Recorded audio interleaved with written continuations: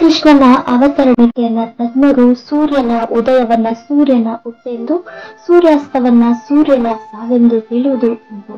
ಆದರೆ ವಾಸ್ತವದಲ್ಲಿ ವೀಕ್ಷಿಸಿದಾಗ ಸೂರ್ಯನು ಇರುವುದೂ ಇಲ್ಲ, ಮುಳುಗುವುದೂ ಇಲ್ಲ. ತಾನು ಇರುವ ಕಡೆಯಲ್ಲೇ ಇರುತ್ತಾನೆ.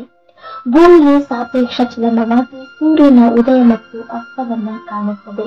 ಅಂತೆ ಶ್ರೀಕೃಷ್ಣನು ತನ್ನ ಸಹಕಾರ ರೂಪದಲ್ಲಿ ತನ್ನ ದಿವ್ಯಧಾಮದಲ್ಲಿ ಗೋಕುಲದ ಬೃಂದಾವನದಲ್ಲಿ ಶಾಶ್ವತವಾಗಿ ನೆಲೆಸಿದ್ದಾನೆ.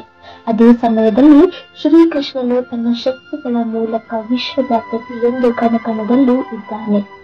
ವೇದಕೀಯ ಗ್ರಂಥಗಳ ಪ್ರಕಾರ ಭಗವಾನ್ ಶ್ರೀಕೃಷ್ಣನು ತನ್ನ ದಿವ್ಯಧಾಮದಿಂದ ಈ ನಶ್ವರ ಭೂತ ಜಗತ್ತಿಗೆ ಅವತರಿಸಿ ತನ್ನ ಅದ್ಭುತವಾದ ಲೀಲೆಗಳಿಂದ ಕಣ್ಣನ್ನ ತೋರಿಸಿದ್ದಾನೆ.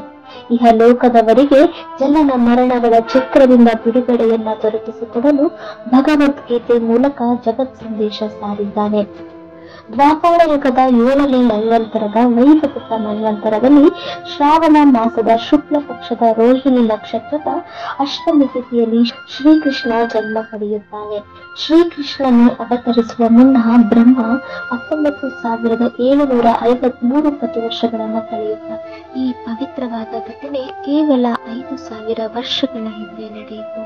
ಆಗ ಶ್ರೀಕೃಷ್ಣನು ಉತ್ತರ ಪ್ರದೇಶದ ಮಥುರೆಯಲ್ಲಿ ವಾಸುದೇವ ಮತ್ತು ದೇವಕಿಯ ಮಗನಾಗಿ ಜನಿಸುತ್ತಾನೆ.